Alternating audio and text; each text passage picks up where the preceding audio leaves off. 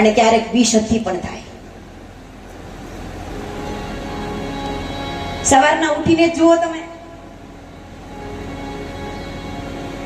વહેલા 5 વાગે ઉઠે, થોડી વાર 2 હાથ વાળી હોય, નાઈ ધોઈ દીવાબત્તી કરે અને પછી તરત જ એક બાજુ એના પતિદેવનું ટિફિન બનાવવાનું હોય, બીજી બાજુ છોકરાઓને જગાડીને નવડાવી ધોડાવીને ખવડાવીને સ્કૂલે મૂકવાના હોય, 4 હાથ વાળી થાય.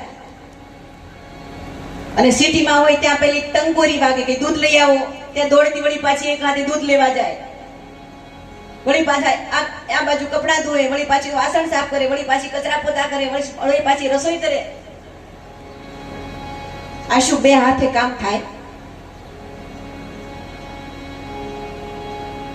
આટલું બધું કામ 2 હાથે થાય? ન થાય. પણ આપણને 2 હાથ જ દેખાય છે, પણ એ જુદા જુદા રૂપ ધારણ કરે છે શક્તિ.